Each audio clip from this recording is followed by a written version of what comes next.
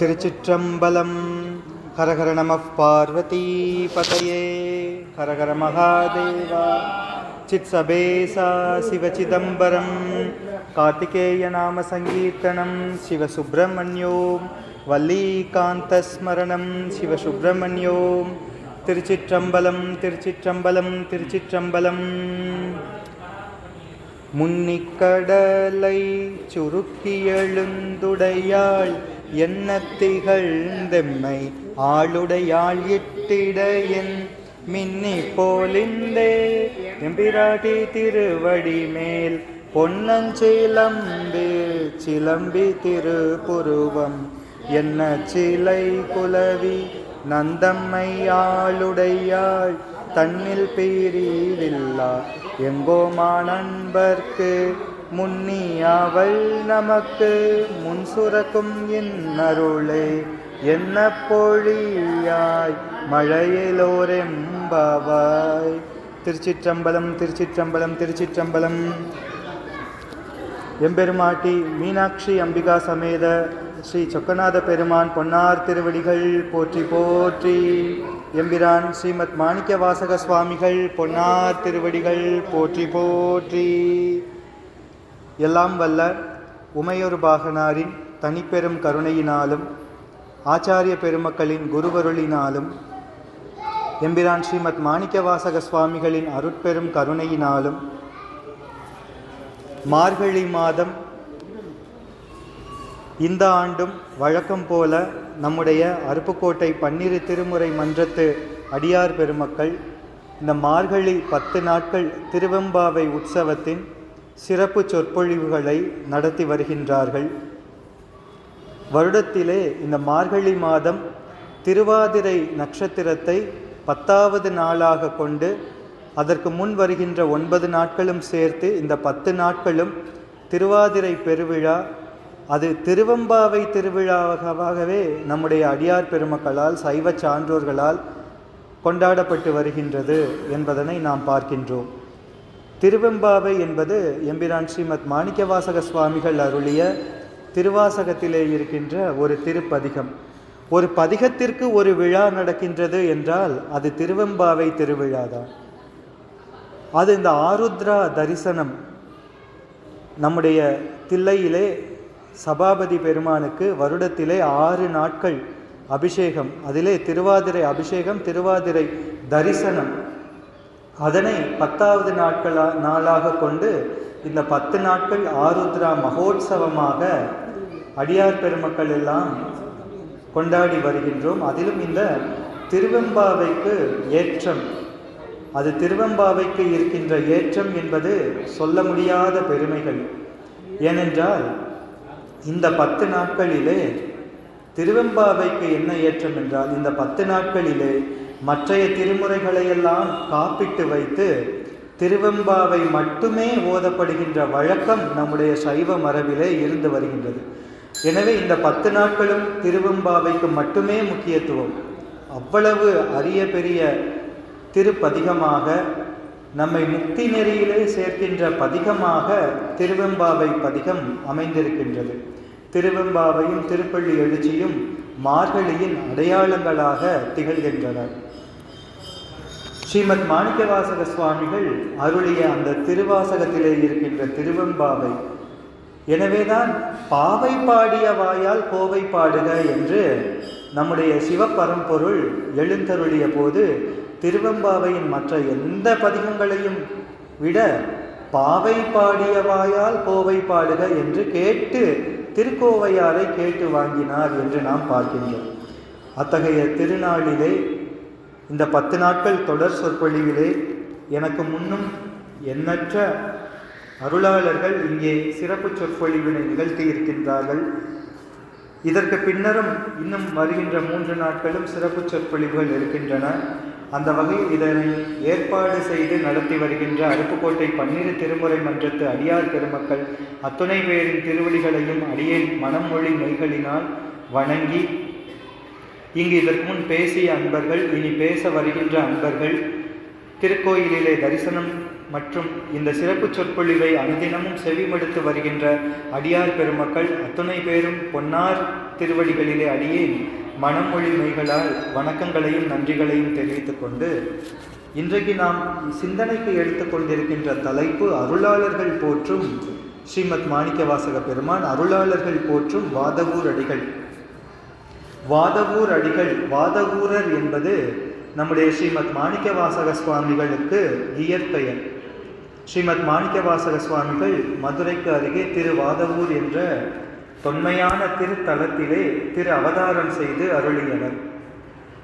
சம்பூபாதாஸ்ரயர் சிவஞானவதி என்ற அந்த தவமுடைய பெற்றோர்களுக்கு புதல்வராக திருமைந்தராக திரு அவதாரம் செய்து திருவாசகத்தை இந்த சைவ உலகத்திற்கு அருட்கொடையாக வழங்கி ஆன்மாக்களை சிவபெருமான் திருவடியிலே சேர்க்கின்ற அந்த திரு அவதார திரு நோக்கத்திற்காக இங்கே எழுந்தருளிய பெருமான் நம்முடைய வாதவூரடிகள் பெருமான்.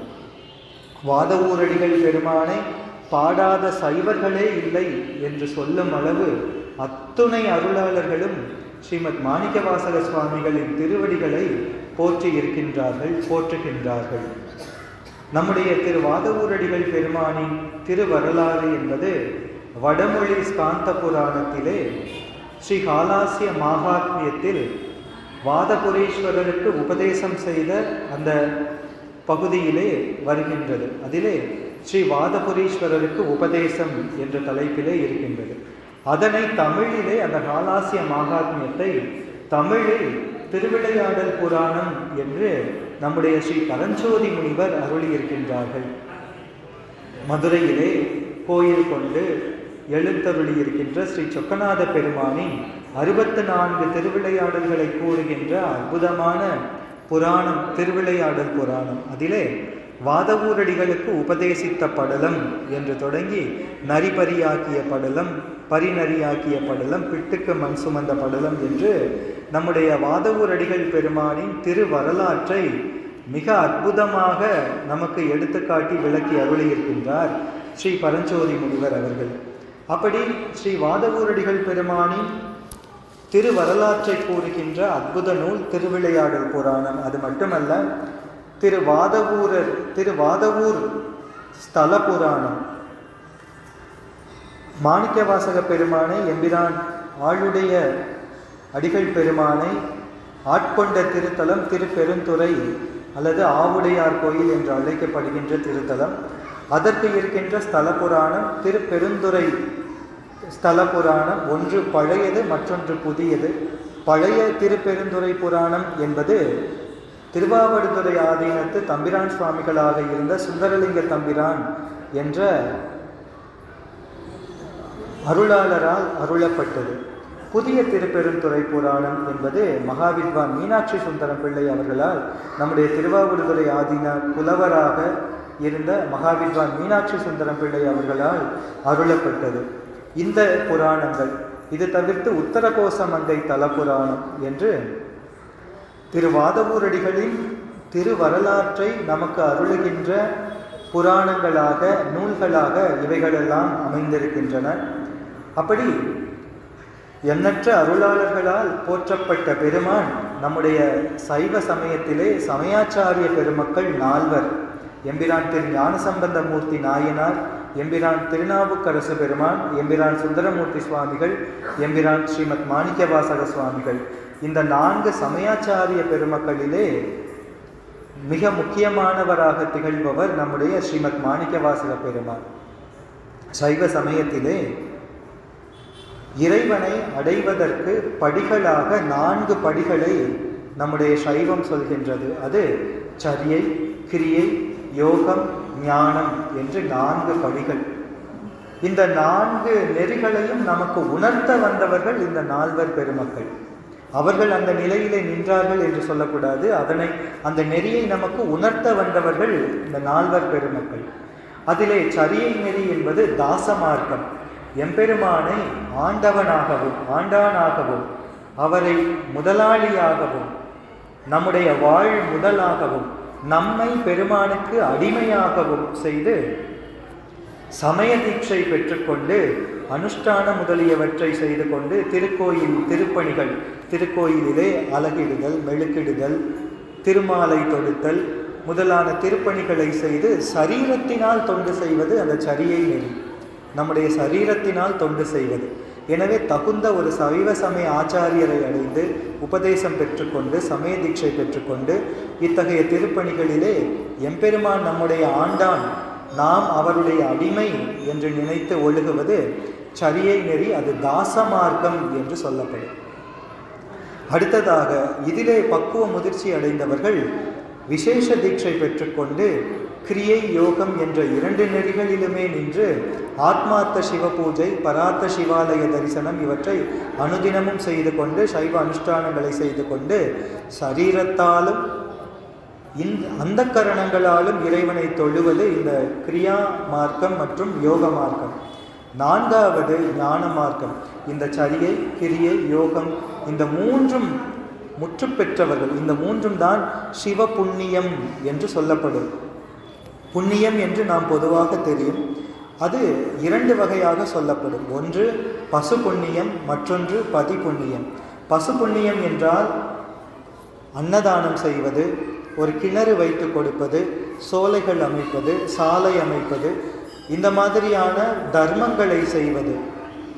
எம்பெருமாட்டி நம்முடைய அம்மையார் உமாதேவியார் காஞ்சிபுரத்திற்கு எழுந்தருளி இறைவனாரை பூஜிக்க வந்து அந்த ஒரு மாமரத்தின் நீழலிலே இருக்கின்ற ஏகாம்பரநாதரை பூஜித்து பெருமானிடம் 2 நாழி நெல் பெற்றுக்கொண்டு 32 தர்மங்களை தர்ம சம்வர்த்தினியாக, அறம் வளர்த்த அம்மையாக 32 தர்மங்களை எம்பெருமாட்டி நமக்கு செய்து காட்டினார். எனவே இத்தகைய ஒரு பசுவுக்கு ஒரு நல்ல உணவு கொடுப்பது, சாலை அமைப்பது, சோலைகள் அமைப்பது, ஏழைகளுக்கு உதவுவது, இவையெல்லாம் பசு தர்மம் என்று சொல்லப்படும். இவற்றிற்கு பயனாக புண்ணியம் என்பது வந்து சேரும். இந்த புண்ணியத்தின் பயனாக நமக்கு சொர்க்கமோ அல்லது இந்த உலகத்திலே நல்ல வாழ்வோ கிடைக்கும். ஆனால் சிவபுண்ணியம் என்று மற்றொரு பகுதி இருக்கின்றது. இந்த சிவபுண்ணியம் என்பது அது சிவபெருமானை நினைத்து செய்வது. எந்த ஒரு செயலையும் எந்த ஒரு தர்மத்தையும் சிவபெருமானின் திருவடி மேல் அன்பு கொண்டு செய்வது அது சிவதர்மம் என்று சொல்லப்படும். அரண் அடிக்கு அன்பு என்று நினைத்து செய்வதுதான் தர்மம். மற்றதெல்லாம் வீண் செயல்கள். ஏனென்றால் பெருமானின் திருவடியை நினைத்து செய்கின்ற அந்த தர்மங்கள் தான், அந்த செயல்கள் தான் நம்மை இந்த பிறவி என்கின்ற கடலில் இருந்து மீட்டு இறைவனின் திருவடி என்கின்ற அந்த முக்தி நெறியிலே நம்மை செலுத்தும், முக்தியை அடைவித்து தரும். இந்த பசு புண்ணியங்கள் என்பவைகள் எல்லாம் தீர்ந்துவிடும். அதற்குரிய பலனை கொடுத்துவிட்டு அவையெல்லாம் தீர்ந்துவிடும். ஆனால் திருக்கோயில் தரிசனம், சிவஞான நூல்களை பயிலுதல் முதலான இந்த சரியை, கிரியை, யோகம் என்ற இந்த சிவ புண்ணியங்களுக்கு அது வளர்ந்து கொண்டேதான் இருக்கும். ஒருபோதும் அது குறைவுபடாது. அப்படிப்பட்ட இந்த சரியை, கிரியை, யோகம் என்ற இந்த 3ஐயும் செய்து தவ முதிர்ச்சி உடைய ஆன்மாக்களுக்கு எம்பெருமான் குருநாதராக எழுந்தருளி வந்து ஞான தீட்சை செய்து அருளுவார். அப்போது அந்த ஞான நெறியிலே நிற்பவர்கள், அதுதான் சன்மார்க்கம் என்று கூறப்படும். இந்த சரியை நெறியிலே நிற்பவர்கள் தாசமார்க்கம், கிரியை நெறியிலே நிற்பவர்கள் அது சத்புத்திர மார்க்கம் என்று இறைவனை தந்தையாகவும் நம்மை இறைவனது புதல்வனாகவும் நினைத்து தொண்டு செய்வது. யோக மார்க்கத்திலே இறைவனை ஒரு நண்பராக, தோழராக நினைத்து அதனை சகமார்க்கம் என்று சொல்வார்கள். அப்படி திருத்தொண்டு புரிவது. இந்த சன்மார்க்கம் என்பது இறைவன் குருவாக எழுந்தருளி நமக்கு இந்த தீட்சை செய்து நம்முடைய ஆன்மாவிலே இருக்கின்ற மலங்களையெல்லாம் தீர்த்து நம்முடைய குற்றங்களையெல்லாம் நீக்கி உபதேசம் செய்து அந்த முக்தி நெறியிலே செலுத்தும் விதமாக எம்பெருமான் அருளுவது அந்த ஞான நெறி. அந்த ஞான நெறியை நமக்கு உபதேசிக்க எழுந்தருளியவர் தான் நம்முடைய வாதவூரடிகள் பெருமான் ஸ்ரீமத் மாணிக்க வாசக சுவாமிகள். எனவே அப்படி சன்மார்க்கம் என்பதனை நமக்கு உபதேசிக்க எழுந்தருளிய ஸ்ரீமத் மாணிக்க வாசக பெருமான் அவர்களை போற்றாத அருளாளர்களே இல்லை என்ற வகையிலே ஸ்ரீமத் மாணிக்க வாசக சுவாமிகளின் திருவரலாறு என்பது எங்கே தொடங்குகின்றது என்றால் திரிபுர சம்ஹாரத்தில் இருந்து தொடங்குகின்றது. திரிபுரத்து அசுரர்கள் தாரகாக்ஷன், கமலாக்ஷன், வித்யுன்மாலி என்ற 3 அசுரர்கள். அவர்கள் இறைவனிடம் வரங்களை வேண்டி 3 பறக்கும் நகரங்களை, 3 பறக்கும் கோட்டைகளை பெற்றுக்கொண்டார்கள்.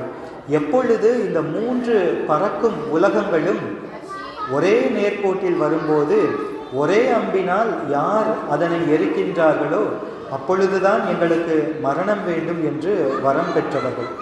அவர்களினுடைய அந்த தொல்லை அது அதிகமாகவே தேவர்கள் எல்லாம் வேண்ட, சிவபெருமானிடம் வேண்ட, சிவபெருமான் நீங்கள் திரிபுர சம்ஹாரத்தை செய்வதற்கு ஒரு ரதம் ஒன்றை ஏற்பாடு செய்யுங்கள் என்று அருளுகின்றார். அந்த ரதம் என்பது தேவர்கள் அமைக்கின்ற ரதம். அது சூரிய சந்திரர்களை சக்கரங்களாக, பிரம்மா சாரதியாக, மேருமலையை வில்லாக, வாசுகியே அந்த வில்லில் பூட்டிய நானாக, திருமால் அந்த வில்லுக்கு அம்பாக, அக்னிதேவன் அதன் சிறகாக, இவ்வாறெல்லாம் ரதம் ஏற்பாடு செய்து தந்தார்கள்.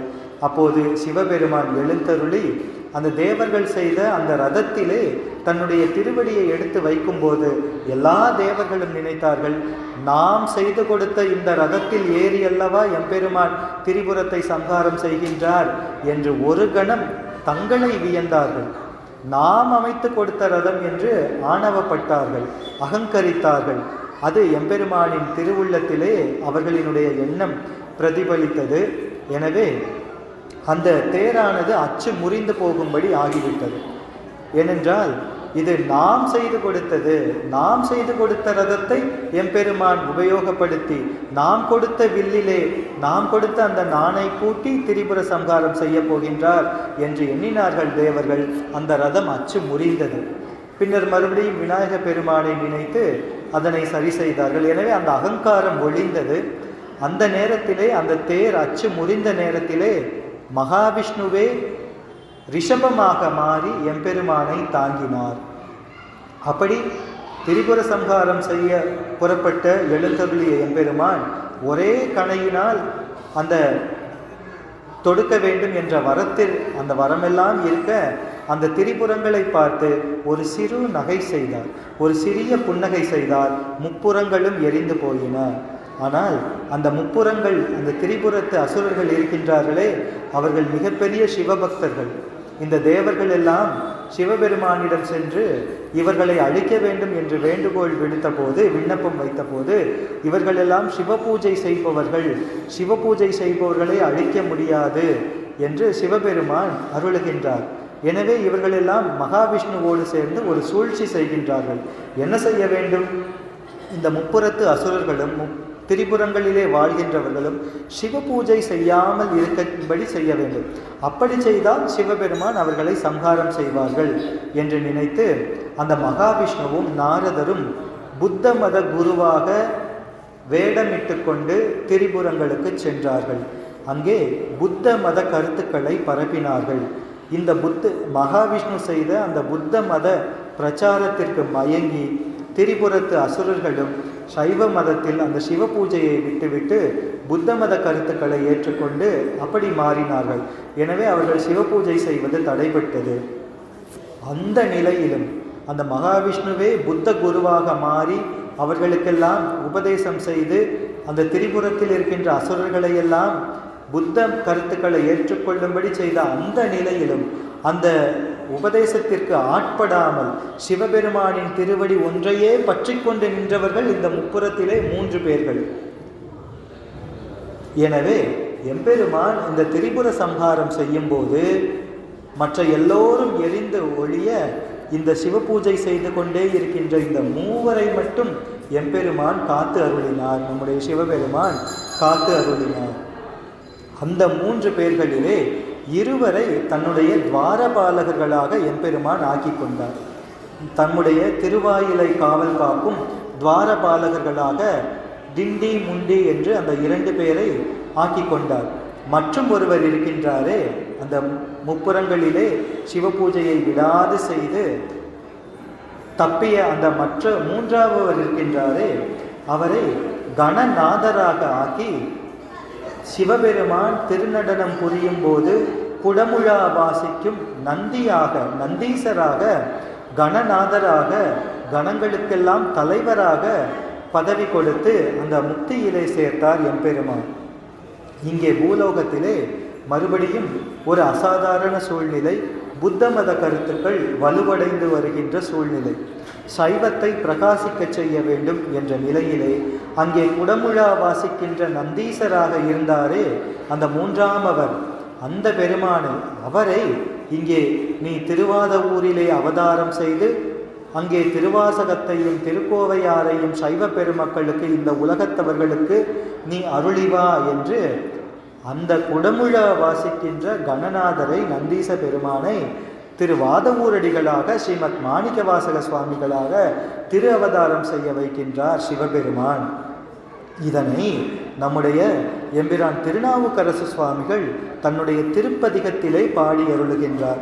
எம்பிரான் திருநாவுக்கரசு சுவாமிகள் அருளிய திருப்பதிகம் 6வது திருமுறை 96வது திருப்பதிகத்திலே 11வது திருப்பாடல், குராமலரோடு அராமதியம் சடைமேல் கொண்டார், குடமுழ நந்தீசனை வாசகனா கொண்டார் என்று திருநாவுக்கரசு பெருமான் நம்முடைய அப்பர் சுவாமிகள் குடமுழா நந்தீசனை வாசகனா கொண்டார் என்று ஸ்ரீமத் மாணிக்கவாசக சுவாமிகள், அவர் ஏற்கனவே முக்தான்மாவாக இருந்தவர், ஏற்கனவே முக்தி பெற்ற நிலையிலே எம்பெருமானோடு அணுக்கமாக எம்பெருமான் திருநடனம் புரியும் போது குடமுழா வாசிக்கும் கணநாதராக நந்தீசராக திகழ்ந்த அவரை, அந்த குடமுழா நந்தீசரை வாசகனா கொண்டார், மாணிக்க வாசகராக கொண்டார் என்று நம்முடைய திருநாவுக்கரசு சுவாமிகள் போற்றி அருளியிருக்கின்றார்கள். அப்படிப்பட்ட ஸ்ரீமத் மாணிக்கவாசக சுவாமிகள் திருவாதவூரிலே திரு அவதாரம் செய்தவர்கள்.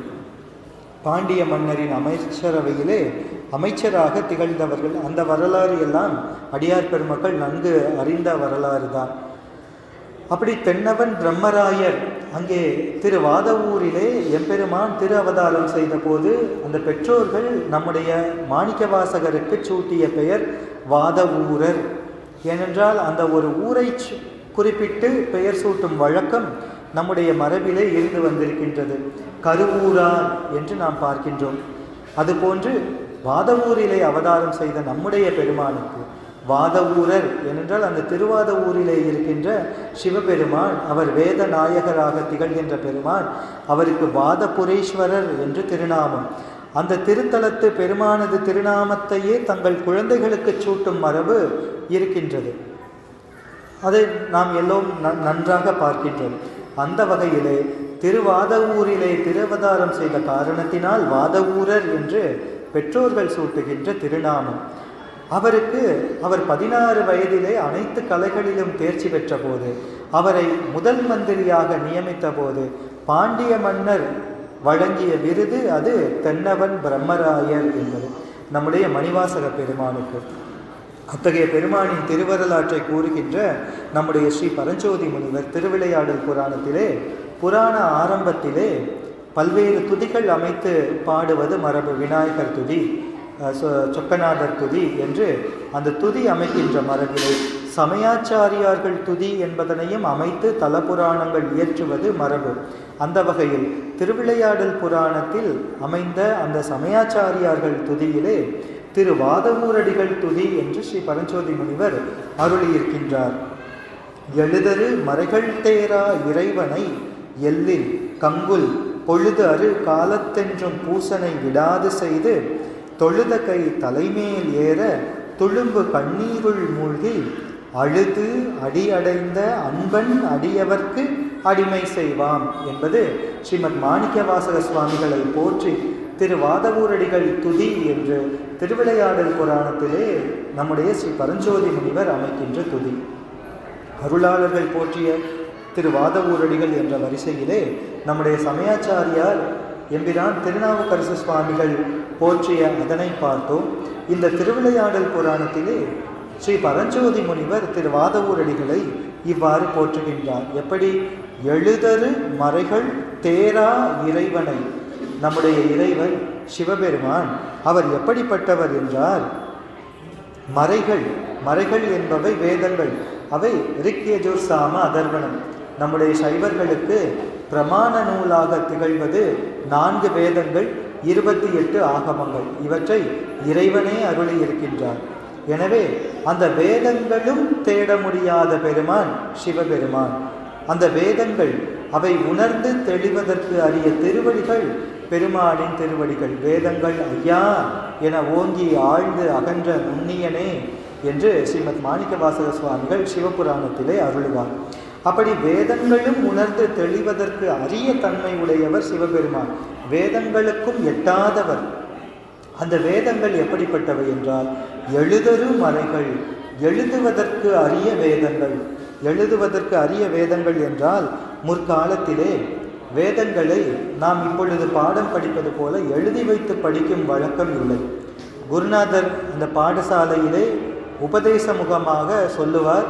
மாணவர்கள், அந்த சிஷ்யர்கள் எல்லாம் அதை தங்கள் காதிலே வாங்கி கொண்டு மனனம் செய்வார்கள். எனவே எழுதி வைத்து படிக்கும் பழக்கம் வேதங்களுக்கு இல்லை. அந்த காலத்திலே எழுதி வைத்த வேதங்களை படிப்பதெல்லாம் மிக சமீபத்திலே நமக்கு ஏற்பட்ட பழக்கம். அப்படி எழுதல் மறைகள். ஏனென்றால் இந்த வேதங்கள் என்பது, அந்த உச்சரிப்பு என்பது மிக தெளிவாக இருக்க வேண்டும்.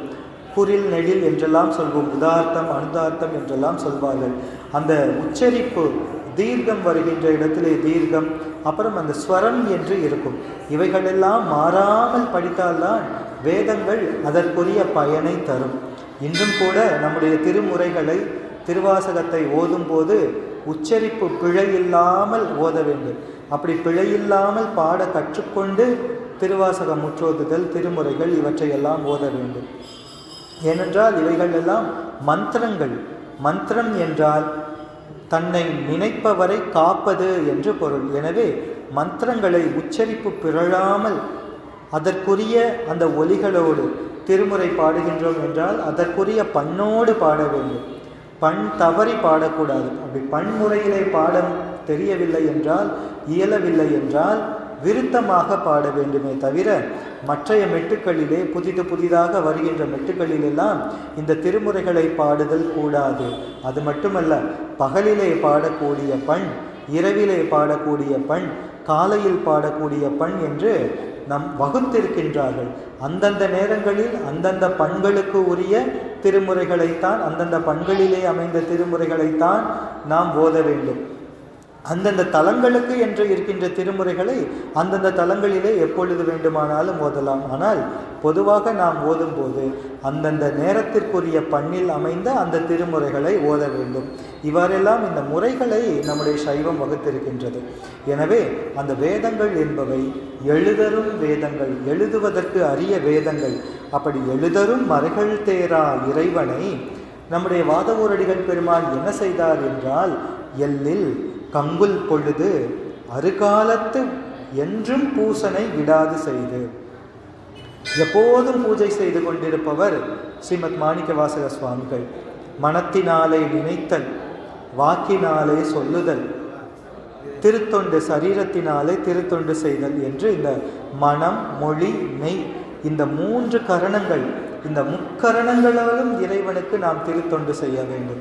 மனத்தினாலே இறைவனை எப்போதும் நினைத்து கொண்டே இருக்க வேண்டும். வாக்கினாலே இறைவனது திருநாமங்களை, திருமுறைகளை, ஸ்தோத்திரங்களை எப்போதும் சொல்லிக்கொண்டே இருக்க வேண்டும். நம்முடைய உடம்பு இறைவன் திருப்பணிக்கே அர்ப்பணித்து கொள்ள வேண்டும்.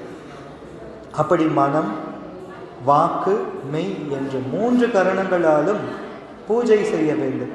பூஜை என்பது முறைப்படி தீட்சை பெற்றுக்கொண்டு அனுஷ்டானம் முதலியவற்றை செய்வது.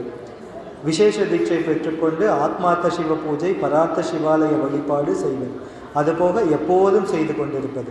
அதைத்தான் நம்முடைய ஸ்ரீமத் மாணிக்கவாசக சுவாமிகள். ஏனென்றால் இந்த அன்பு என்பது எப்படிப்பட்ட அன்பாக இருக்க வேண்டும்? இறைவனின் திருவடி மேலே நாம் வைக்கின்ற அன்பு எப்படிப்பட்ட அன்பாக இருக்க வேண்டும் என்றால் இடையறா அன்பாக இருக்க வேண்டும். ஒரு தைல தாரை என்று சொல்வார்கள். அதாவது தைலம், ஒரு எண்ணெய், அதனை நாம் தாரையாக விட்டால் அதில் இடைவெளியே இருக்காது. அது தொடர்ந்து ஒழுகி கொண்டே இருக்கும். அப்படி இடைவெளி இல்லாமல் இறைவனை நினைத்து கொண்டே இருக்க வேண்டும். அதனை அயரா அன்பு என்று சொல்வார்கள். மறத்தல் இல்லாத அன்பு என்று சொல்வார்கள். ஏன் இறைவனை நினைக்க வேண்டும் என்றால், அவன் நமக்கு இதுவரை செய்து வைத்த உபகாரங்கள், அதனை நினைக்க வேண்டும். இந்த ஆன்மா எப்படிப்பட்ட நிலையிலே இருந்தது, அதற்கு இந்த ஆன்மாவிற்கு அறிவு விளக்கம் தருவதற்காக இந்த ஆன்மாவுக்கு புல்லாக ஒரு பிறவி, பூடாக ஒரு பிறவி என்றெல்லாம் கொடுத்து நம் சிவபுராணத்திலே பார்க்கின்றோமே. அப்படியெல்லாம் பல பல பிறவிகளை தந்து இந்த மனுஷ ஜென்மத்தை தந்திருக்கின்றாரே சுவாமி.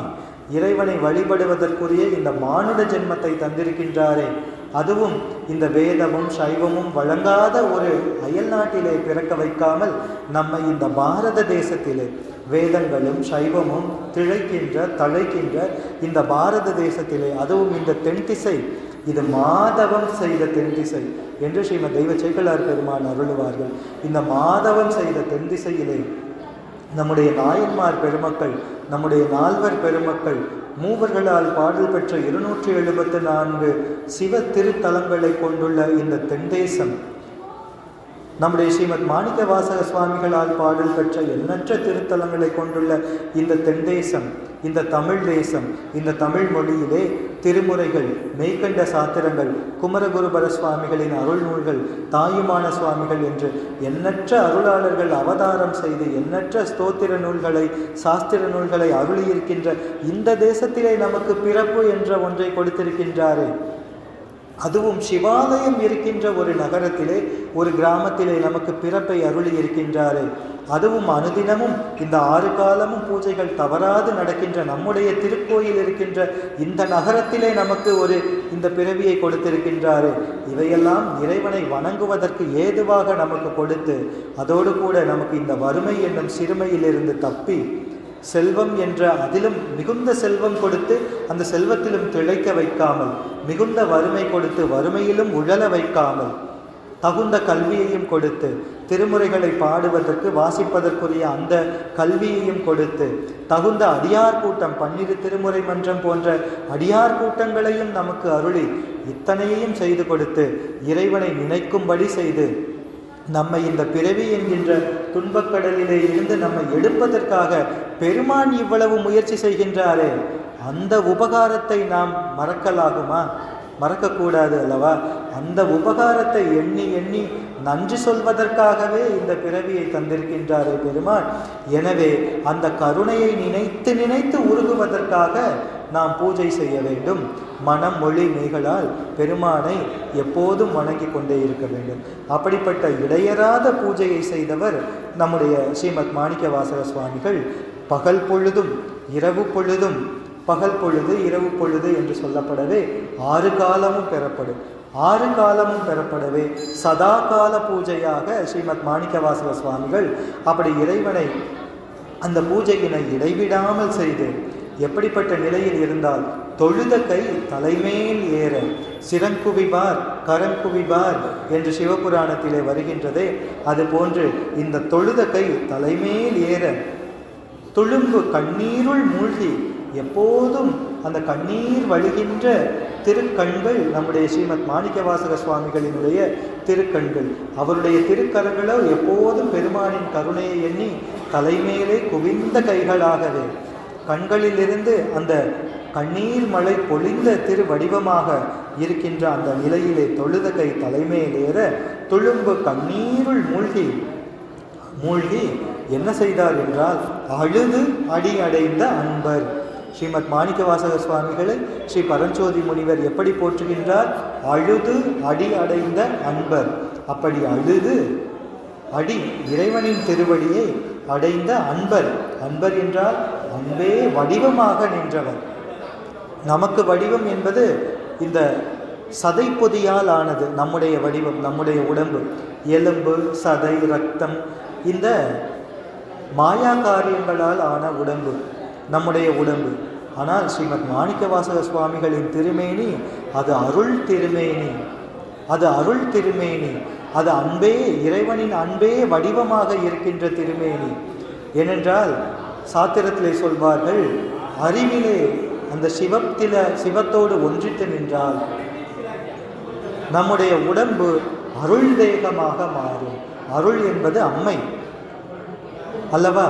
எனவே அந்த பெருமான் மீது கொண்ட அன்பே திருவுருவமாக, எப்படி அங்கே காலத்தி மலையிலே நம்முடைய திரு கண்ணப்ப தேவநாயனார் அன்பே வடிவமாக நின்றாரோ, அப்படி அந்த கண்ணப்ப நாயனாரை பாடிய ஸ்ரீமத் மாணிக்கவாசக சுவாமிகளும் அவரும் அன்பே வடிவமாக நின்றவர்.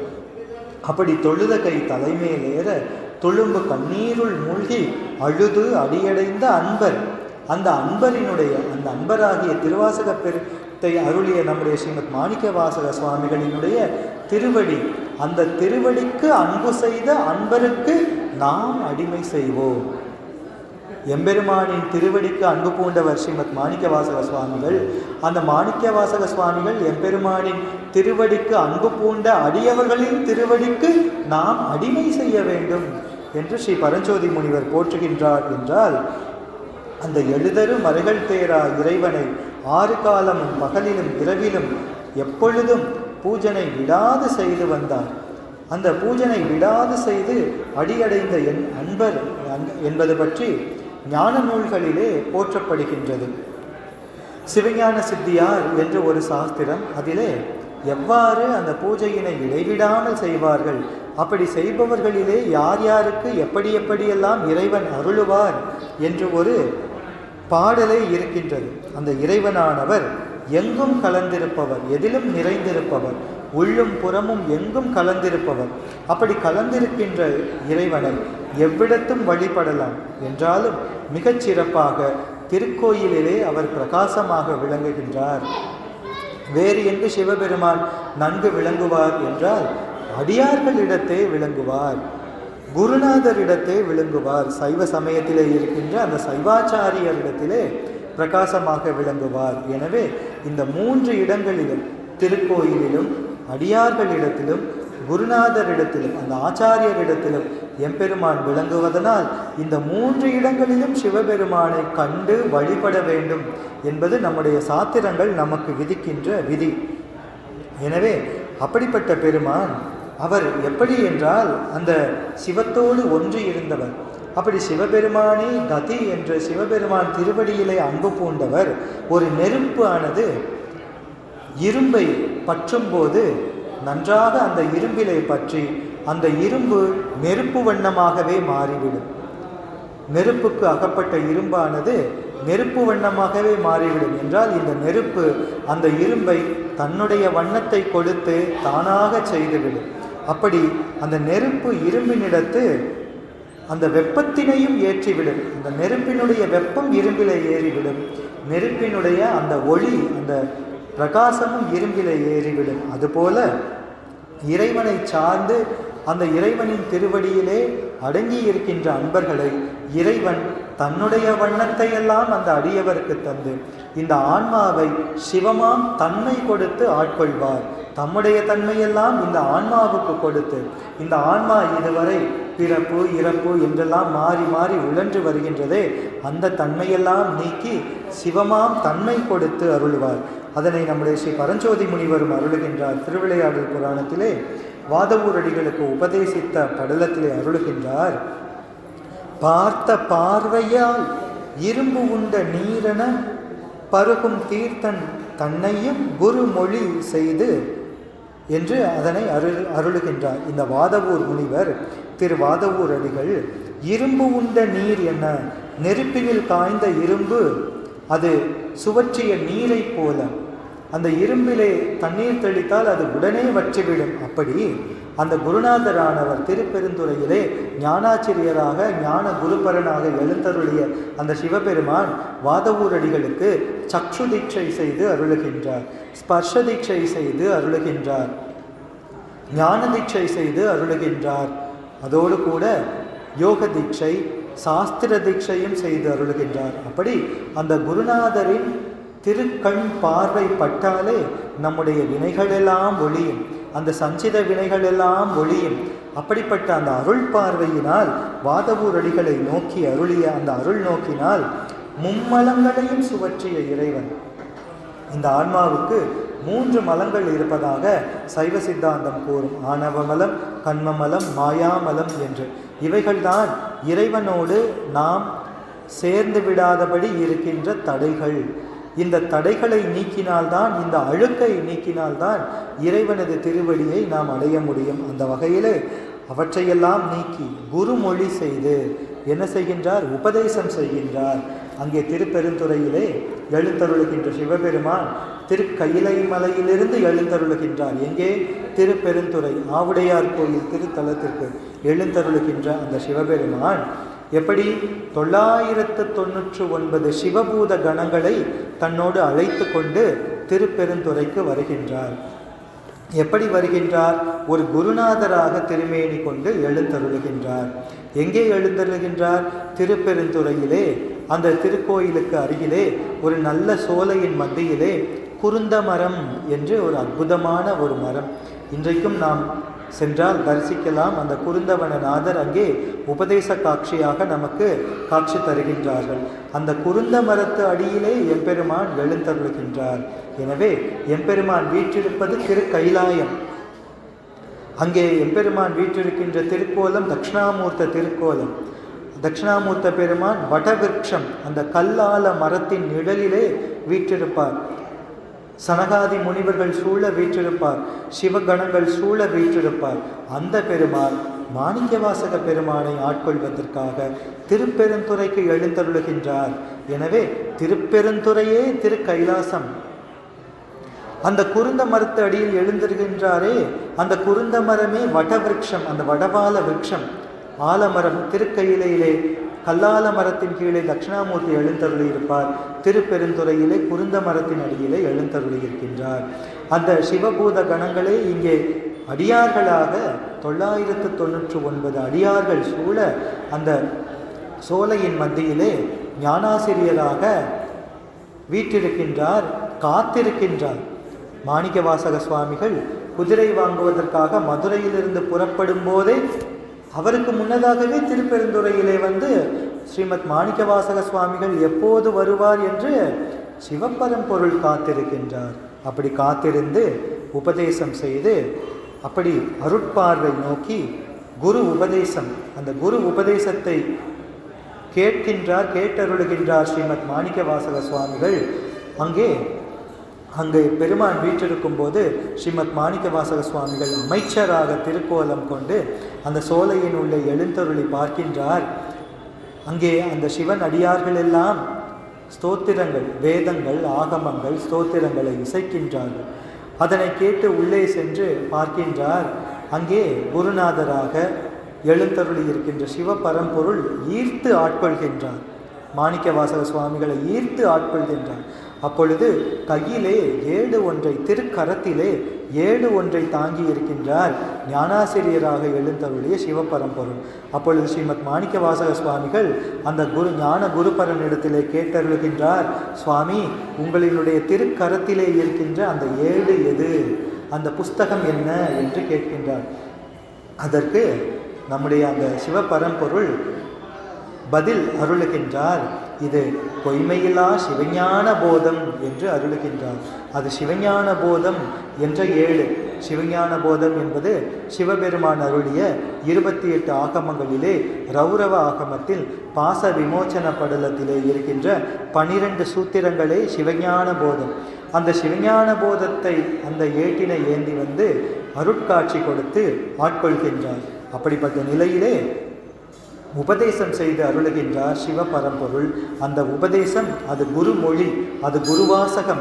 அந்த சிவபெருமான் நம்முடைய ஸ்ரீமத் மாணிக்கவாசக சுவாமிகளுக்கு அருளிய அந்த குருவாசகத்தையே ஸ்ரீமத் மாணிக்கவாசக சுவாமிகள் நமக்கு திருவாசகமாக தாம் சிவபெருமானான அந்த குருநாதரிடத்தில் கேட்ட உண்மையான அந்த குருவாசகத்தையே நம்பொருட்டு கருணையினால் திருவாசகமாக அருளியவர் ஸ்ரீமத் மாணிக்கவாசக சுவாமிகள். அப்படி அந்த குருவாசகமே திருவாசகமாக, அது கருவாசத்தை நீக்குகின்ற திருவாசகமாக திகழ்கின்றது. அப்படி குரு உபதேசத்தை பெற்றுக்கொண்டு மெய்ப்போத மூர்த்தியாய் ஞான நிஷ்டை உடையவராய் வேறு ஒன்றையும் அறியாமல், ஞானிகளுக்கு இந்த உலக காட்சி என்ற ஒன்றே கிடையாது. அவர்கள் பார்ப்பது எல்லாம் சிவ தரிசனம், சிவ காட்சிதான். எனவே அப்படி ஞான நிஷ்டை உடையவராய் வேறு ஒன்றையும் அறியாமல் சிவபரம்பொருளின் அந்த திருவடி ஒன்றை மட்டுமே அறிந்து லயித்து ஞான நிஷ்டை உடையவராக திகழ்ந்தார். அங்கே அந்த நிலையிலே அந்த தொழுத கையினர் எப்படி இங்கே ஸ்ரீ பரஞ்சோதி முனிவர் திருவிளையாடல் புராண ஆரம்பத்தில் அமைக்கின்ற திருப்பாடலில் தொழுதகை தலைமீதேற என்று அருளினாரோ, இந்த பாடலுக்கு அப்படியே வாதவூரடிகளுக்கு உபதேசித்த பாடலத்திலே இந்த பாடலுக்கு விளக்கமாக பல பாடல்களை அருளுகின்றார். அந்த ஸ்ரீமத் மாணிக்க வாசக சுவாமிகளின் நிலைமையினை பல திருப்பாடல்களிலே அருளுகின்றார். தொழுத கையினர், துளங்கிய முடியினர், துளும்ப அழுத கண்ணினர், இதை அப்படியே அங்கே விளக்குகின்றார். அந்த தொழுத கையினர் கூப்பிய கையினராக, துளங்கிய முடியினர் அந்த கம்பித்தலை உடையவராக, அந்த சிவபெருமானுடைய அந்த கருணையை நினைக்கும் போதே சிவனடியார்களுக்கு என்று இருக்கின்ற இலக்கணம், அவர்கள் அந்த சிவபெருமானின் பெரும் கருணையை நினைக்கும் போதே உடல் நடுங்கும், கண்ணீர் வரும், மயிர் பூச்செறியும், அழுவார்கள், தொழுவார்கள், அரற்றுவார்கள், புலம்புவார்கள். இவையெல்லாம் சிவபெருமானின் திருவடிக்கு ஆட்பட்ட அன்பர்களினுடைய நிலைமை. அதை அப்படியே இங்கே நமக்கு காட்டுகின்றார். தொழுத கையினர், துளங்கிய முடியினர், அந்த கம்பித்த உடலினை நடுக்கம் தருகின்ற உடலை உடையவர். துளும்ப அழுத கண்ணினர், நீர் ததும்ப அழுத கண்களை, திருக்கண்களை உடையவர். பொடிப்புறும் யாக்கையர், அந்த புலகாங்கிதம் என்று சொல்வோமே, அந்த மயிர்பூச்செறிதல், அப்படி மயிர்பூச்செறிந்து புலகித்த சரீரத்தை உடையவராய், அன்பு நாக்கு தழுதழுத்த உரையினர், அந்த தலை அன்பு காரணமாக நாக்கு தழுதழுக்கும், அப்படி நாக்கு தழுதழுத்த உரையினராக, தத்போதமெல்லாம் இழந்து, தம்மை இழந்து என்றால் நம்முடைய ஜீவபோதத்தை, நான் எனது என்பது அகங்காரம் மமக்காரம் என்று சொல்லப்படும். இந்த ஜீவபோதத்தை எல்லாம் இழந்து, இந்த ஜீவபோதம் எல்லாம் சிவபோதத்திலே அடங்கும்படி அந்த சிவபக்தர்களுக்குரிய உத்தமோத்தம சிவபக்தர்களுக்கு சொல்லப்பட்ட லட்சணம் இருக்கின்றதே, அந்த புறலட்சணம் என்பது உடல் கம்பித்தல், உடல் நடுங்குதல், மயிர்பூச்செறிதல், புலகாங்கிதம் அடைதல், கண்களிலே கண்ணீர் சோறுதல், தடுத்தடுத்தல், மிடறு விம்முதல், இத்தகைய இலக்கணங்களையெல்லாம் கொண்டு அந்த அந்த அழலிலே அகப்பட்ட வெண்ணெய் எப்படி உருகுமோ அப்படி உருகிய நிலைமையினராய் குருநாதரை, அந்த ஞான பரம்பொருளை, அந்த குருநாதராக உத்தமோத்தம ஞான தேசிகனாக எழுந்தருளிய அந்த குருநாதரை போற்றி துதித்து பாடல்கள் அருளுகின்றார், ஸ்தோத்திரங்கள் அருளுகின்றார் திரு வாதவூரடிகள்.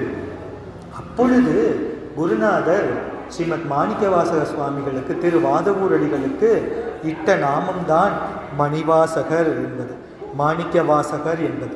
எனவே திருவாதவூரடிகள் என்பது நம்முடைய இயற்பெயராக, நம்முடைய பெருமானின் இயற்பெயராக, தென்னவன் பிரம்மராயர் என்பது பாண்டிய மன்னன் சூட்டிய விருது பெயராக இருக்க, மணிவாசகர் என்பது சிவபரம்பொருளே குருநாதராக எழுந்தருளி நம்முடைய திருவாதவூரடிகளுக்கு சூட்டிய தீக்ஷா நாமம், அதுதான் மணிவாசகர். ஏனென்றால் அதற்கு ஒரு திருப்பாடலை அமைக்கின்றார். பழுதில்லாத சொல் மணியினை பக்தி செய்து அன்பு முழுதுமாகிய வடத்தினால் முறை தொடுத்து அலங்கள் அழுது சாத்தும். இங்கே மறுபடியும் அழுது என்பது வருகின்றது. அப்படி அழுது சாத்தும் மெய் அன்பருக்கு மகிழ்ந்து ஐயர் வலுவில்லாத பேர் மாணிக்க வாசகன் என்றார் என்று அந்த மாணிக்க வாசகர் என்கின்ற தீக்ஷா நாமத்தை சிவபரம்பொருள் திரு வாதவூரடிகளுக்கு சூட்டிய அந்த நிகழ்வை ஸ்ரீ பரஞ்சோதி முனிவர் இங்கே நமக்கு காட்டுகின்றார். பழுது இல்லாத சொல் மணியினை பக்தி செய்து, சொல் மணி மாணிக்கங்கள், இங்கே நம்முடைய பெருமான் சொற்களையே மாணிக்க கற்களாக, அந்த மாணிக்க கற்களை தேர்ந்தெடுத்து அதிலே ஒரு மாலை செய்தால் அந்த மாணிக்க மாலை எப்படி விளங்குமோ அப்படி பழுதில்லாத சொற்களை தேர்ந்தெடுத்து அந்த சொற்களாகிய மாணிக்கங்களை வரிசைப்படுத்தி அன்பு என்கின்ற வடத்தினால் முறை தொடுத்த அலங்கல், அலங்கல் என்பது மாலை. எனவே பழுதில்லாத சொற்களை தேர்ந்தெடுத்து அந்த சொற்களாலேயே ஒரு மாலை தொடுக்கின்றார். அந்த மாலை என்பது அன்பு என்கின்ற வடம், அந்த வடத்தினால் செய்த மாலை. அந்த மாலையினை, அந்த அலங்கலை உழுவல் அன்பாகிய வடத்தால் முறையாக கோர்த்த பாமாலை. இது பாமாலை, திருவாசகம் என்பது பாமாலை. அந்த பாமாலையை அழுது சாத்தும் மெய் அன்பருக்கு எப்படி சாற்றுகின்றார்? அழுது சாற்றுகின்றார்.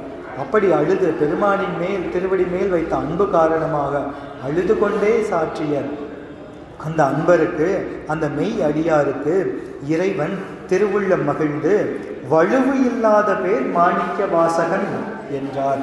வலுவு இல்லாத பேர், வலு என்றால் குற்றம். எனவே வலுவு இல்லாத பேர் என்றால் பெருமானின், அந்த திருவாதவூரடிகள் பெருமானின் செயல்களிலே அவரிடம் குற்றம் என்ற ஒன்றே இல்லை. ஏனென்றால் அவர் ஏற்கனவே முக்தான்மாவாக இருந்தவர். நாமெல்லாம் அழுக்கோடு சேர்ந்தவர்கள், நம்மிடம் அழுக்கு இருக்கின்றன. ஆனால் வாதவூரடிகள் பெருமான் முக்தான்மாவாக சுத்தான்மாவாக இருந்தவர். அப்படிப்பட்ட பெருமான் சாற்றிய சொற்களும் குற்றமில்லாத சொற்கள். அவர் அமைத்த அந்த பாமாலையாகிய திருவாசகமும் குற்றமில்லாத மாலை. அப்படிப்பட்ட பெருமானுக்கு வலு இல்லாத பெயர் மாணிக்க வாசகன் என்றார். அந்த திருநாமமும் குற்றமில்லாதது. இந்த குற்றமில்லாதது என்பதனை திருவாசகத்தோடும் மாணிக்க வாசக சுவாமிகளோடும் பொருத்தி பார்ப்பதை விட இந்த திருவாசகம் குற்றமில்லாத சொல் மாலை என்றால் அது நம்முடைய குற்றங்களை இல்லை என்று செய்துவிடும் சொல் மாலை.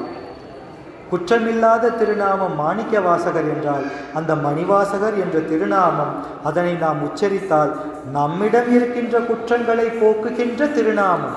அப்படி பொருள் கொள்ள வேண்டும். தன்வினையை பிறவினையாக்கி பொருள் கொள்ள வேண்டும் என்று தமிழிலே சொல்வார்கள். அப்படி நம்முடைய குற்றங்களையெல்லாம் போக்குகின்ற திருவாசகம், நம்முடைய குற்றங்களையெல்லாம் போக்குகின்ற திருநாமம் மணிவாசகர், மாணிக்க வாசகர் என்ற திருநாமம். அந்த திருநாமத்தை நம்முடைய சிவபரம்பொருளே ஸ்ரீமத் மாணிக்கவாசக சுவாமிகளுக்கு, திருவாதவூரடிகளுக்கு சூட்டினார், தீட்சா நாமமாக சூட்டினார். எனவே இந்த மணிவாசக என்ற இந்த ஒரு மந்திரம் போதும், இந்த ஒரு நாமம் போதும், இந்த திருவாசகம் திருக்கோவையார் என்ற நூல் போதும், திருவாசகம் என்ற ஒரு அருள் பணுவல் அது போதும். திருவாசகத்திலே இருக்கின்ற ஏதாவது ஒரு பதிகம் போதும். திருவாசகத்திலே இருக்கின்ற ஏதாவது ஒரு பதிகத்திலே இருக்கின்ற ஏதாவது ஒரு திருப்பாடல் போதும். திருவாசகத்திலே இருக்கின்ற ஏதாவது ஒரு பதிகத்திலே இருக்கின்ற ஏதாவது ஒரு திருப்பாடலிலே இருக்கின்ற ஏதாவது ஒரு அடி போதும். அவ்வளவே திருவாசகத்திலே இருக்கின்ற ஏதோ ஒரு திருப்பதிகத்திலே இருக்கின்ற ஏதாவது ஒரு திருப்பாடலில் இருக்கின்ற ஏதாவது ஒரு அடியில் இருக்கின்ற ஏதாவது ஒரு சொல் போதும் நம்முடைய குற்றங்களை எல்லாம் நீக்கி பெருமான் திருவடியிலே சேர்ப்பதற்கு. அப்படிப்பட்ட பெருமை உடைய நூல். எனவேதான் திருவாசகம் என்பதிலே திரு என்பது இந்த வாசகம் என்கின்ற நூல். அதற்கு இந்த திரு என்ற அடைமொழியை பொருத்துவார்கள். அதைவிட இந்த திரு என்பது திருவாசகம் என்ற நூலுக்கு அடைமொழி. திரு என்றால் இறைவன், இறைவனை அடைவிக்கச் செய்கின்ற திரு, முக்தி திரு. செல்வமெல்லாம் சாதாரண செல்வமெல்லாம் செல்வம் அல்ல, செல்வம் கழல் ஏத்தும் செல்வமே செல்வம். அப்படி முக்தி செல்வம் என்ப அதுவே திரு, முக்தி திரு. அந்த முக்தி திருவை நமக்கு கொடுக்கின்ற வாசகம் திருவாசகம். அது திரு என்பது அந்த நூலுக்கு அடைமொழி இல்லை. அந்த நூலிலே இருக்கின்ற ஒவ்வொரு பதிகத்திற்கும் இந்த திரு என்பது அடைமொழி என்றால் அந்த ஒவ்வொரு பதிகமும் நமக்கு முக்தியை பெற்றுக் கொடுக்கக்கூடியது. இன்னும் இன்று திரு என்பது ஒவ்வொரு பதிகத்திலே இருக்கின்ற ஒரு பாடலுக்கும் அடைமொழி. ஒரு பாடல் கூட முக்தியை பெற்றுக் கொடுக்கக்கூடியது. அந்த ஒரு பாடலிலே இருக்கின்ற ஒரு அடி, திருவாசகத்திலே இருக்கின்ற ஒரு சொல் போதும் நமக்கு முக்தியை கொடுக்கக்கூடியது என்று அத்தகைய வலுவில்லாத பழுதில்லாத சொற்களை சேர்த்து அன்பு என்கின்ற வடம். இந்த அன்பு என்பது சிவநேசம், சிவத்தின் மேல் அன்பு, சிவபெருமான் திருவடி மேல் அன்பு, சிவபெருமான் அடியார்களின் திருவடி மேல் அன்பு. அப்படிப்பட்ட அன்பினாலே கோர்த்த அந்த திருமாலையை அருளிய அந்த பெருமானினுடைய திருநாமம் மாணிக்கவாசக என்பது அது பெருமானருடைய தீட்சா நாமம். இந்த மணிவாசக என்ற நாமமும் திருவாசகமும் மேலே சொன்னவாறு திருவாசகம் முழுவதும், திருவாசகத்தில் ஒரு பதிகம், ஒரு பாடல், ஒரு அடி, ஒரு சொல் போதும் நம்முடைய குற்றங்களையெல்லாம் நீக்கி நம்மை இறைவனிடத்திலே சேர்ப்பதற்கு. எனவே சைவத்திலே மந்திரம் என்பது ஸ்ரீ பஞ்சாட்சரம். அது ஸ்தூல பஞ்சாட்சரம், சூக்ஷ்ம பஞ்சாட்சரம், அதிசூக்ஷ்ம பஞ்சாட்சரம், காரண பஞ்சாட்சரம், மகாமனு என்று சொல்வார்கள். அந்த மந்திரம் என்பது ஸ்ரீ பஞ்சாட்சரம். அதனை மந்திரராஜன் என்று சொல்வார்கள்.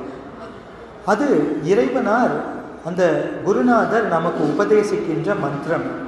அதே போன்று நம்முடைய ஆச்சாரிய பெருமக்களின் அதை திருநாமங்களும் கூட நமக்கு மந்திரமே ஆகும். அப்படி மணிவாசக என்பது, அந்த ஸ்ரீ பஞ்சாட்சரம் என்பது, அந்த நமசிவாய ஐந்தெழுத்து, சிவாய நம ஐந்தெழுத்து என்று இந்த ஐந்தெழுத்தே நமக்கு சைவர்களுக்கு மந்திரம். அதுபோன்று இந்த மணிவாசக இதுவும் ஐந்தெழுத்து. இதனை பக்த பஞ்சாட்சரம் என்று சொல்வார்கள். எனவே ஞானசம்பந்த, மணிவாசக, நம்பி ஆரூரர் இவையெல்லாமே பக்த பஞ்சாட்சரம். ஆச்சாரியர்களினுடைய திருநாமமே நமக்கு பஞ்சாட்சரம். அப்படி இந்த இறைவனாலே சூட்டப்பட்ட தீட்சா நாமம்.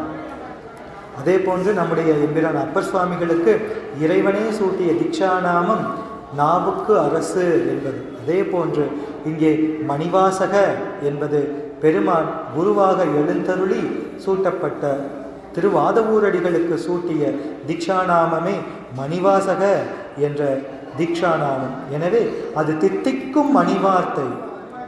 அப்படி தித்திக்கும் மணிவார்த்தையாக இருக்கின்ற தீட்சாநாமம் நம்முடைய திருவாதவூரடிகளின் திரு அவதார நோக்கமே இந்த திருவாசகத்தை நமக்கு தருவதுதான், நமக்கு தந்து இந்த ஆன்மாக்களை எல்லாம் உய்யக்கொள்வதுதான். ஏனென்றால் இங்கே திருவாதவூரடிகள் புராணத்திலே நாம் பார்க்கும்போது இந்த சைவ விளக்கம் பெற வேண்டும், திருவாசகம் இந்த நில உலகிலே நின்று நிலவ வேண்டும், இந்த திருவாசகத்தை முற்றோதுதல் பாராயணம் செய்து அன்பர் பெருமக்கள் தங்கள் குற்றங்களையெல்லாம் நீக்கி சிவபெருமான் திருவடியிலே சேர வேண்டும் என்ற பெரும் கருணை ஒரு காரணம். இன்னொன்று புத்தரை வாதில் வெல்வது. அதனை திருவாதவூரடிகள் புராணத்திலே நாம் பார்க்கின்றோம். புத்தரை வாதில் வென்ற சருக்கத்திலே பார்க்கின்றோம். ஏனென்றால் எந்த சமயம் எந்த நெறி நம்மை உய்விக்கும் நெறி என்பதை அடையாளம் கண்டு கொள்வதோடு, அந்த நெறியிலே ஈடுபடுவதோடு, எந்த நெறியெல்லாம் நம்மை இந்த நன்னெறியிலே இருந்து விலக்குகின்ற நெறிகள் என்று அதையும் அடையாளம் கொண்டு எது உண்மையான சமயம், யார் உண்மையான இறைவன் என்றெல்லாம் காட்டுகின்ற அந்த நிலையிலே மற்றைய சமய கருத்துக்களையும் தெரிந்து கொண்டு அதிலே இருக்கின்ற குற்றங்களையும் தெரிந்து கொண்டு குற்றமில்லாத உண்மை சமயம் சைவ சமயம் எல்லோருக்கும் பரம்பொருள் சிவபரம்பொருள் என்று உணர்ந்தால்தான் சிவபெருமானின் திருவடியிலே உண்மை அன்பு செய்ய முடியும். அப்படி சிவபெருமான் திருவடியிலே உண்மை அன்பு செய்தால்தான் நாம் இந்த பிறவி என்கின்ற இந்த பெரும் கடலிலே இருந்து நாம் நீந்தி கரையேற முடியும். அதனால்தான் எம்பெருமான் திருத்தலம் கொண்டுள்ள அந்த திருத்தலங்களின் நாமங்கள் பார்க்கின்றோம். திருப்பெருந்துறை. துறை என்றால் என்ன? தண்ணீர் பெருகி இருக்கும், அதிலே இருந்து கரையேறுவதற்காக துறை இருக்கும், படிக்கட்டுகள் இருக்கும். அப்படி இந்த வாழ்க்கை என்பது, இந்த பிறவி என்பது அது பெரும் கடல். இந்த பெரும் கடலிலே காமம், குரோதம், மோகம் முதலான எண்ணற்ற சுறாக்களும் திமிங்கலங்களும் நிகழ்கின்ற இந்த பிறவி பெருங்கடல், இது துன்பமாகிய கடல். இந்த துன்பமாகிய கடலில் இருந்து நீந்தி கரையேற வேண்டும் என்பதற்காக பெருமான் திருப்பெருந்துறை, திருமயிலாடுதுறை, திருப்பேணி பெருந்துறை என்றெல்லாம் அந்த துறைகளையே தலங்களாக்கி அருள்கின்றார். இந்த திருப்பெருந்துறை என்ற நாமத்தின் சிறப்பை சொல்லும்போது கூட அது வெம்பிறவி வேலைதனில் வீழ்ந்த மக்கள் கரையேறுவதற்காக எப்படி அந்த உண்மை சிவஞானிகள் சிவநாமம் என்பதனையே தெப்பமாக பிடித்து கொண்டு கரையேறுகின்றார்களோ அப்படி திருப்பெருந்துறையிலே பெருமான் நம்மை கரையேற்றுவதற்காக காத்து கொண்டிருக்கின்றார். இதே போன்று சீர்காழியிலே தோணியப்பராக பெருமான் திகழ்கின்றார் என்று பார்க்கின்றோம். எனவே அப்படி சிவநாமமாகிய இதனை தெப்பமாக பிடித்து கொண்டு கரையேற வேண்டும் என்று சொன்னால் நாம் திருவாசகம் அருளிய அந்த ஸ்ரீமத் மாணிக்கவாசக சுவாமிகளின் பொன்னார் திருவடிகளையே தெப்பமாக பிடித்து கொண்டு தோணியாக பிடித்து கொண்டால் அந்த பெருமான் நம்மை இந்த பிறவி என்கின்ற பெரும் கடலில் இருந்து கரையேற்றி தம்முடைய குருநாதர், அந்த சிவபரம்பொருள் தம்முடைய குருநாதர் தமக்கு உபதேசித்த குருவாசகத்தை நமக்காக எம்பெருமான் அருளினாரே ஸ்ரீமத் மாணிக்கவாசக பெருமான் பெரும் கருணையோடு அந்த திருவாசகத்தை, அதிலும் குறிப்பாக திருவெம்பாவையை நாம் பாராயணம் செய்து திருவாசகத்தை முற்றோதுதல் செய்து அதை உணர்ந்து அந்த சொல்லிய பாட்டின் பொருள் உணர்ந்து என்று சிவபுராணத்திலே அருளுவார். அப்படி இந்த பாடலின் பொருள் ஆன அந்த சிவபரம்பொருளை நினைத்து ஸ்தோத்திரம் செய்து பெருமானின் திருவடி ஒன்றையே சரணமாக பிடித்து கொண்டால் நம்முடைய இந்த பிறவி என்கின்ற பெருங்கடலிலிருந்து நம்மை எடுத்து, இந்த பவக்கடலிலிருந்து கருணை கை கொண்டு நம்மை எடுத்து நம்முடைய குற்றங்களையெல்லாம் நீக்கி நம்மை குணமாக்கி நம்மை அந்த எம்பெருமானின் திருவடிகளிலே சேர்ப்பார் நம்முடைய ஸ்ரீமத் மாணிக்கவாசக பெருமான். ஸ்ரீமத் மாணிக்கவாசக பெருமான் என்று சொல்லி அந்த அழுது அடியடைந்த அன்பர் திரு வாதவூரடிகள் அவர் அருளுகின்றார். அந்த ஆனந்த அதீதத்திலே பொருத்தம் இன்மையே, பொய்மை உண்மையே, போத என்று என்னை புரிந்து நோக்கவும், வருத்தம் இன்மையே, வஞ்சம் உண்மையே, மாண்டிலே மலர்கமல பாதனே, அரத்தமேனியாய் அருள் செய் அன்பரும் நீயும் அங்கு எழுந்தருளி இங்கு என இருத்தினாய் முறையோ, என் எம்பிரான் வம்பனேன் வினைக்கு இறுதியில்லையே என்று தம்முடைய குருநாதர் திருக்கையிலைக்கு எழுந்தருளிய போது தம்முடைய குருநாதரை நினைத்து அழுது அடியடைந்து பாடிய அந்த சொற்கள், அந்த வாசகங்கள், அது நம்முடைய குற்றங்களை எல்லாம் ஸ்ரீமத் மாணிக்கவாசக சுவாமிகள் தம்மேல் ஏற்றி பாடுகின்றார். எனவே அப்படிப்பட்ட பெருமானின் திருவடிகளை சரணடைந்து திருவாசகத்தை ஓதி, திருக்கோவையாரை ஓதி, திருமுறைகளை ஓதி, மெய்கண்ட சாத்திரங்களை உணர்ந்து தீட்சை பெற்று இந்த சைவ நன்னெறியிலே நின்று எம்பிரான் ஸ்ரீமத் மாணிக்கவாசக சுவாமிகளின் திருவடிகளையே புகலிடமாக அடைந்தோமே என்றால் நமக்கு இருக்கின்ற இந்த பிணிகளை, இந்த பிறவி பிணியை ஒழித்து அவர் பவரோக வைத்தியநாத சுவாமியாக நம்முடைய அழுக்குகளை, குற்றங்களை, நோய்களை ஒழித்து நம்மை எம்பெருமானின் திருவடியிலே சேர்த்து நாம் அனுதினமும் அந்த சிவபோகத்தை அனுபவிக்கும்படி செய்வார் நம்முடைய ஸ்ரீமத் மாணிக்கவாசக சுவாமிகள் என்று கூறி, இந்த வாய்ப்புக்கு அடியேனுக்கு இந்த வாய்ப்பினை அளித்த அருப்புக்கோட்டை பன்னிரு திருமுறை மன்றத்து அடியார் பெருமக்கள் அத்துணை பேரின் திருப்பாதங்களிலும் அடியேன் மனமொழி மெய்களால் அனந்த கோடி நன்றிகளையும் நமஸ்காரங்களையும் தெரிவித்துக் கொண்டு இந்த சிறிய சிந்தனையை இந்த அளவிலே அடியேன் பூர்த்தி செய்கின்றேன். எல்லாம் வல்ல ஸ்ரீமத் மீனாட்சி சொக்கநாத பெருமானின் திருவருள் எங்கும் நிறைய வேண்டும், வேதநெறி தழைக்க வேண்டும், சைவம் தழைத்து ஓங்க வேண்டும் என்ற பிரார்த்தனைகளை பெருமானின் திருவடிகளை வைத்து விண்ணப்பித்து பெருமானின் திருவடிகளுக்கு நன்றி கூறி இந்த அமர்வை இந்த அளவிலே நாம் நிறைவு செய்வோம். ஹரஹர நம பார்வதி பதையே, ஹரஹர மகாதேவா, சித் சபேசா சிவ சிதம்பரம், கார்த்திகேய நாம சங்கீர்த்தனம் சிவசுப்பிரமணியோ, வல்லிகாந்த ஸ்மரணம் சிவசுப்பிரமணியோ. திருச்சிற்றம்பலம் திருச்சிற்றம்பலம் திருச்சிற்றம்பலம். ஸ்ரீ மீனாட்சி அம்பிகா சமேத ஸ்ரீ சொக்கநாத பெருமான் பொன்னார் திருவடிகள் போற்றி போற்றி. ஸ்ரீமத் மாணிக்கவாசக சுவாமிகள் பொன்னார் திருவடிகள் போற்றி போற்றி. திருச்சிற்றம்பலம் திருச்சிற்றம்பலம் திருச்சிற்றம்பலம்.